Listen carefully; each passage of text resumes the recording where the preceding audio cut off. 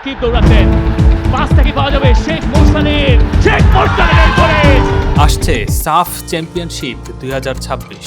22 বছরের অপেক্ষা কি এবার শেষ হবে? হামজা সমিতদের নিয়ে স্বপ্ন দেখবে কি বাংলাদেশ, নাকি আবারও বাড়বে এক আক্ষেপ? সবশেষ 2003 সালে বাংলাদেশ জাতীয় স্টেডিয়ামে উৎসবের জোয়ার ছিল। লাল সবুজের জার্সিতে ইতিহাস গড়েছিল বাংলাদেশ। গোলপোস্টের নিচে দুর্দান্ত আমিনুল হক, সামনে সাহসী এক দল যোদ্ধা। সেই দলই এনে দিয়েছিল দেশের একমাত্র সাফ চ্যাম্পিয়নশিপের শিরোপা। এরপর কেটে গেছে 22টি বছর। অসংখ্য টুর্নামেন্ট এসেছে, স্বপ্ন জেগেছে, আবার স্বপ্ন ভেঙেও গেছে। কিন্তু এবারের দৃশ্যপট যেন ভিন্ন। 2026 সালের সাফ চ্যাম্পিয়নশিপের আয়োজক বাংলাদেশ।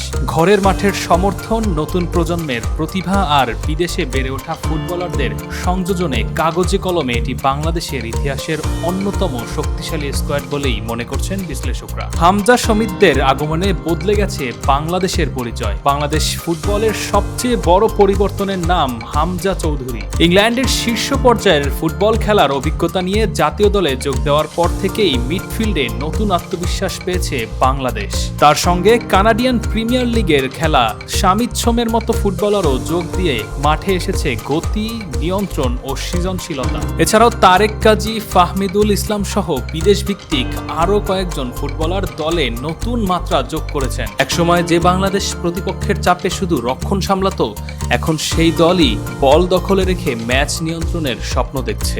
শুধু তারকা খেলোয়াড় থাকলেই শিরোপা জেতা যায় না। জাতীয় দলের কোচের সবচেয়ে বড় দায়িত্ব হবে দেশীয় প্রবাসী ফুটবলারদের মধ্যে বোঝাপড়া গড়ে তোলা। হামজা বা শামিত সোম ব্যক্তিগতভাবে যতই দক্ষ হোক না কেন, পুরো দল একসঙ্গে খেলতে না পারলে সাফল্য ধরা দেবে না। সাম্প্রতিক আন্তর্জাতিক ম্যাচগুলোতে বাংলাদেশ কিছু ইতিবাচক দিক দেখিয়েছে। বিশেষ করে মাঝে মাঝে আত্মবিশ্বাস বেড়েছে এবং বড় দলের বিপক্ষেও লড়াই করার মানসিকতা তৈরি হয়েছে। বাংলাদেশকে শিরোপার অন্যতম দাবিদার বলা হলেও পথ মোটেও সহজ না। ভারত এখনো দক্ষিণ এশিয়ার সবচেয়ে বড় সফল দল। নেপাল, মালদ্বীপ এবং ভুটানও আগের তুলনায় অনেক বেশি সুসংগঠিত ফুটবল খেলছে। তাই শুধুমাত্র কাগজে কলমে শক্তিশালী দল হলেই হবে না, প্রতিটি ম্যাচে শতভাগ পারফরমেন্স দেখাতে হবে। বিশেষ করে নকআউট পর্বে একটি ছোট ভুলই শেষ করে দিতে পারে পুরো স্বপ্ন। ফুটবল প্রেমীরা অপেক্ষায় আছে 2003-এর স্মৃতি কি ফিরবে আবারও? বাংলাদেশের ফুটবল প্রেমীরা এখনো ভুলতে পারেননি গোলরক্ষক আমিনুল হকের সেই দুর্দান্ত পারফরমেন্স।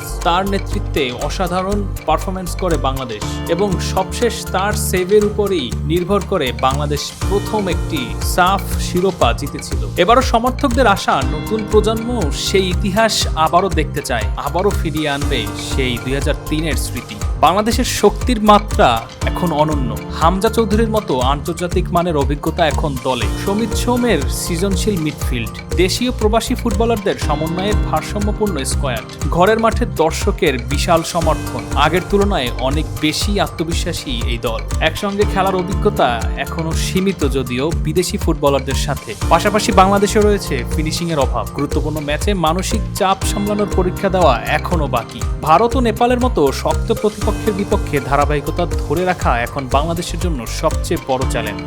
সবশেষ কথা হলো 22 বছরের অপেক্ষা। একটি প্রজন্ম সাফ শিরোপা না দেখেই বড় হয়েছে। এবার সেই আক্ষেপের অবসান ঘটানোর সুযোগ বাংলাদেশের সামনে।